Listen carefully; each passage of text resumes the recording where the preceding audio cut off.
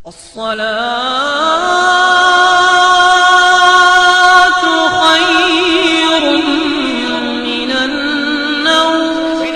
सुनई विधि गाना कर बिन करम करई विधि नाना आनंद रहित शकल रस भोगी बिन बाणी भक्ता बड़ियो।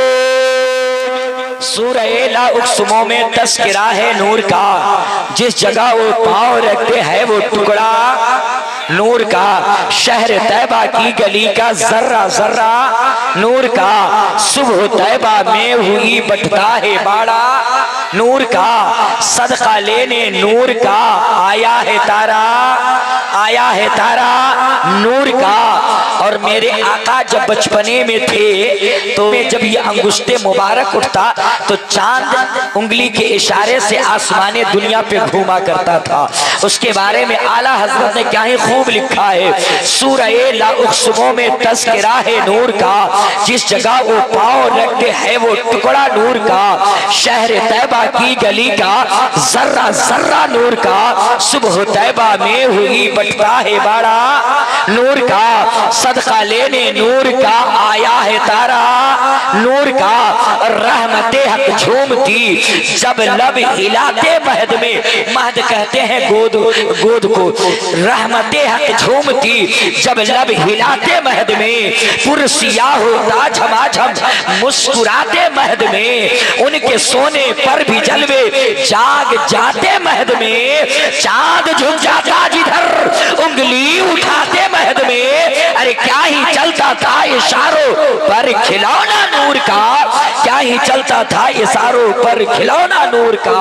और आगे लिखते हैं आला हजरत नूर मुस्लिम रहनुमा अकबर सा दूल्हा नूर का। नूर कासिम नूर आबिद जाने ज़हरा नूर का। असगरे नौखेज ओपे मिस्ल टुकड़ा नूर का। तेरी नस्ल पाक में है बच्चा बच्चा नूर का। तू है ऐने नूर तेरा सब घराना, सब घराना, सब घराना नूर का। और बेकल बलरामपुरी ने बहुत साल पहले कहा था, आपकी तबीयत के लायक ये शेर दे रहा हूँ।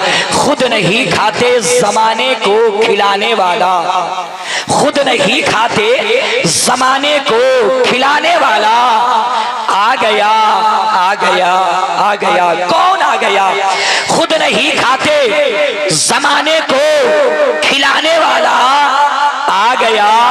नाज गरीबों का उठाने वाला आ गया। नाज गरीबों का आ गया। नाज गरीबों का उठाने वाला। और मुंह के बल गिर पड़े काबे के सारे असनाम, मुंह के बल गिर पड़े काबे के सारे असनाम। आ गया नग़्मे तौहीद सुनाने वाला, आ गया नग़्मे तौहीद सुनाने वाला।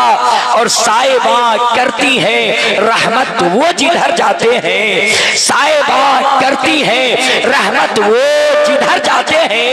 अरे कितना जीशान है बकरी का चराने वाला, कितना जीशान है बकरी का चराने वाला।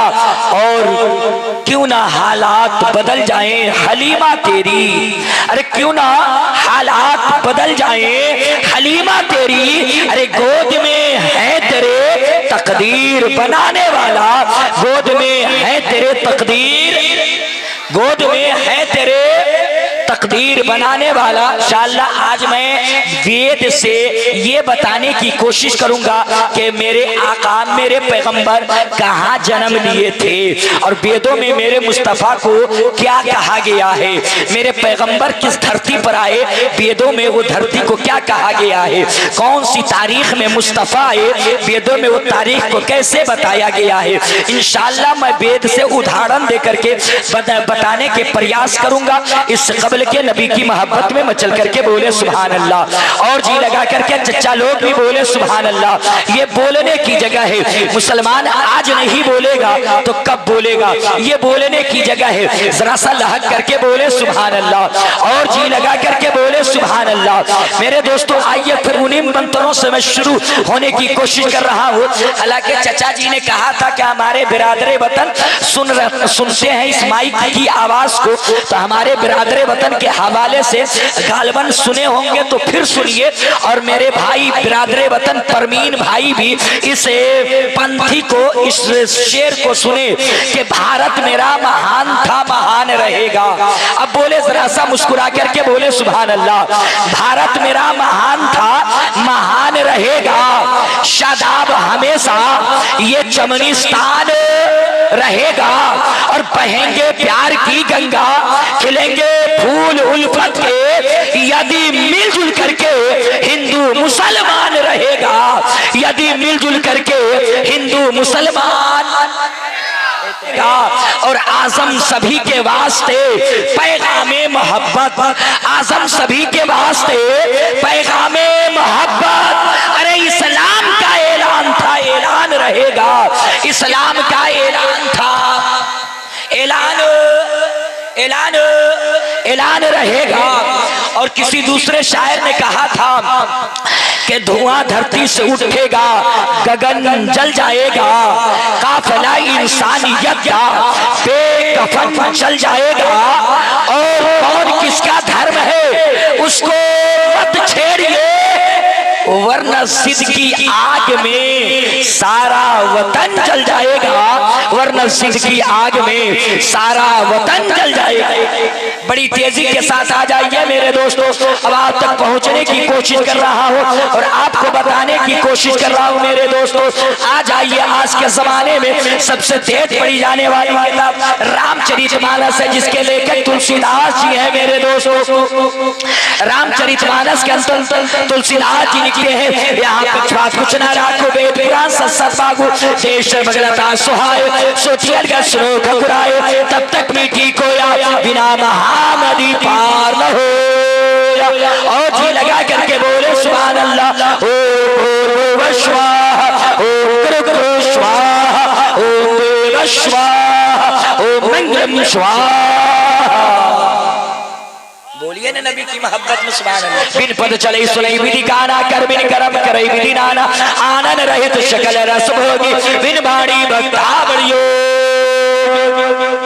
मेरे दोस्तों, ये पैगंबर इस्लाम के जन्म के दिन और उन्हीं के आने की खुशी में ये बज़्म मुस्तफ़ा सजाया गया है मेरे दोस्तों। जब मेरे मुस्तफ़ा इस दुनिया के अंदर तशरीफ लाए और आने से कबल का जमाना देखते चले तो आपको पता चल जाएगा, आपको मालूम हो जाएगा कि मुस्तफ़ा कैसी धरती पर जन्म लिए हैं। अबू दाऊद शरीफ के हदीस से पता चलता है कि जब अरबिस्तान का ये माहौल था कि किसी मर्द के पास जूते ना होते तो जूतों की एवज़ों में अपनी बीवियों को गैर मर्दों के साथ सुला दिया जाता था। मेरे दोस्तों, इसी हिंदुस्तान की तारीख है कि किसी मर्द किसी औरत का शौहर मर जाया करता तो उसी के चीते पे सुला करके उसे भस्म कर दिया जाता था। यही तक नहीं मेरे दोस्तों, इसी दुनिया का रीति रिवाज था कि अपने हाथों से बाप अपनी बेटियों को जमीन के नीचे चाप दिया करता था। इसी दुनिया का रस्म रिवाज था कि अगर बाप मर जाया करता था तो माँ से बेटा शादी कर लिया करता था। ये दुनिया का रस्म रिवाज था, ये अपनी किताबों से नहीं। अब आइए पैगंबर जब आए तो इस दुनिया का इस बुराइयों का खात्मा कैसे कर रहे हैं, इससे कबल के आप अपनी किताबों को उल्टे, इससे कबल आ जाइए और आकर के ऋग्वेद का मंत्र देख लीजिए और ऋग्वेद की पंक्तियों को उठाइए, ऋग्वेद के पन्नों को खंगाल डालिए। मेरे दोस्तों, इससे कबल के आप बता दीजिए कि आप किस देश में रहते हैं और किस मुल्क में जन्म लिए हैं, और जिस मुल्क में जन्म लिए हैं इस मुल्क का नाम क्या है। इस मुल्क का नाम जोर से और जी लगा करके एक आवाज होती, भारत कहिए, हिंदुस्तान कहिए, इंडिया कहिए, और एक और क्या कहते हैं, आर्यभट्ट कहिए, चाहे जो कहिए। एक यहाँ के तीन तीन नाम, फजलू फजलुआ फजफगाबान। वैसे यहाँ इंडिया के 4 नाम है, जो चाहिए सो कहिए, मगर कहिए, मगर कहिए, बोलिए।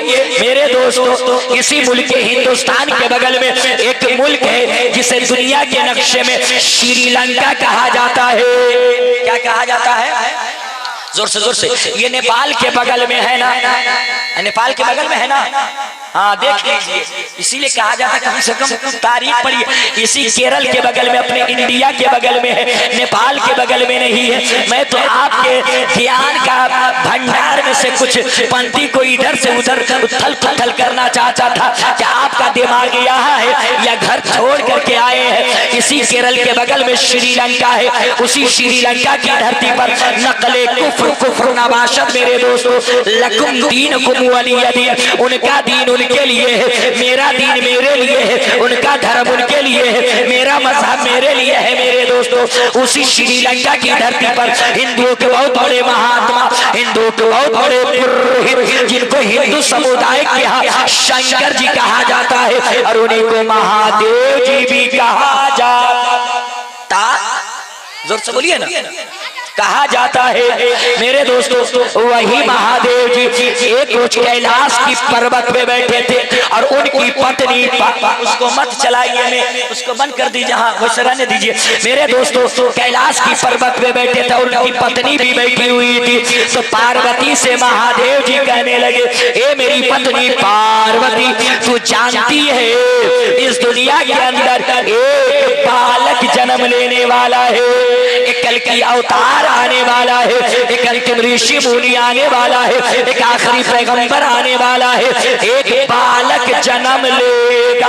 जब वो बालक इस दुनिया के अंदर जन्म लेगा तो पूरे संसार का काया पलट देगा। क्या कर देगा? काया पलट देगा। आपसे कल कहा जाए किसी वैशाली में एसपी आने वाला है, डीएम आने वाला है, जो पूरे जिले को चेंज कर देगा, इनकलाब लाएगा, रेला रेली ठेला ठेली वाले को रोड से हटा देगा, बाइक वाले को हेलमेट अति जरूरी कर देगा। आप कहिएगा ये एसपी, इससे पहले इसकी ड्यूटी थी कहा, इसका कुल डाटा बाई डाटा निकाल डालो, खंगाल डालो, इतना कड़गल मिजाज का ये है कहाँ का, निकाल डालो। वैसे ही पार्वती बोल उठी, ए महादेव जी, इतना शक्तिशाली, इतना पावरफुल, इतना कुदरत रखने वाला जो बालक जन्म लेने वाला है, कल की अवतार आने वाले हैं, अंतिम ऋषि मुनि आने वाले हैं, उनका नाम क्या होगा? वो कौन सी जगह में आएंगे? उनके माता पिता का नाम क्या होगा? वो कौन सी तिथि में, तारीख में आएंगे? आप भी सुनना चाहते हैं वेद के हवाले से? अरे भाई सुनना चाहते हैं तो जरा सा एक हाथ नबी के नाम पे उठाइए और दूसरा गौसे पाक के नाम पे लहरा के बोले या रसूल अल्लाह, और जी लगा करके बोले या रसूल अल्लाह। सरकार की आमद, दिलदार की आमद, मक्की की आमद, मदनी की आमद, नारे तकबीर, नारे रिसालत। पार्वती को जवाब मिला, ए मेरी पत्नी, तो जानना चाहती हो वो बालक कहाँ जन्म लेगा और उनका नाम क्या होगा? कहा जल्दी बता दीजिए। कहा तो लीजिए, सुन लीजिए। कहने लगे सुना दीजिए। तो जवाब मिला मेरे दोस्तों, ओ तारम मोहम्मदम इंदरम मित्तरम रूरवम ओ तारम मोहम्मदम इंदरम मित्तरम रूरवम ओम भूर्भुवः स्वाहा, ओम कृक्रु स्वाहा, ओम देव स्वाहा, ओम इंग्रम स्वाहा। नबी की मोहब्बत में आप भी बोले सुभान अल्लाह। मेरे दोस्तों जवाब मिला, ए मेरी पत्नी, बड़ी तेजी के साथ मैं आपके मिजाज को वहीं पहुंचाना चाहता हूं, इसलिए मैंने इधर उधर न घुमाया मेरे दोस्तों। कहा मेरी पत्नी, जो अवतार आने वाले, कल की आने वाले हैं, आखिरी पैगंबर आने वाले हैं, उनका नाम होगा अवतारम मुहम्मदम, अवतारम मुहम्मदम। जो अवतार आएंगे, जो मसीहा आएगा, जो पैगंबर आएगा, जो बालक आने वाला है, अवतारम मुहम्मदम, अवतारम मुहम्मदम। उस मसीहा का नाम, उस पैगंबर का नाम, उस कल्की का नाम मोहम्मद होगा। क्या होगा? मोहम्मद होगा। इंदरम मित्तरम, इंदरम मित्तरम, इंदरम मित्तरम। ओ रब के मित्र होंगे, ओ रब के दोस्त होंगे, ओ रब के प्यारे होंगे, ओ रब के चहीते होंगे, ओ रब के दुलारे होंगे।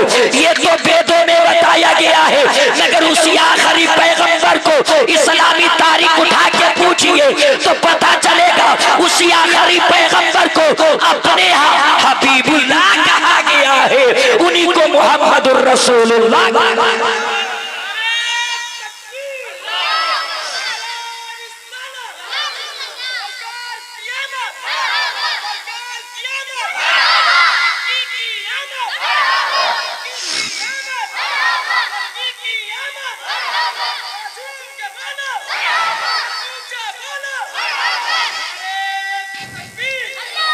मेरे दोस्तों यहीं तक नहीं, पार्वती 2 कदम और आगे बढ़ गई और कहने लगी, ए मेरे पति, ए मेरे सरकार, बता दिया जाए जब वो बालक इतना शक्तिशाली होगा जो इस दुनिया के अंदर आएगा, वो कौन सी धरती में आएंगे, वो कहाँ जन्म लेंगे, कौन से जमीन पे आएंगे, कौन शहर में आएंगे, जरा सा उसको भी बता दिया जाए। तो जवाब मिला, मेरी पत्नी, लो सुन लो सुन लो, कहा सुना दीजिए। तो जवाब मिला, शंबल ग्राम युग युग महा संतोषम महा प्रथम महा बलवतम महा। नबी की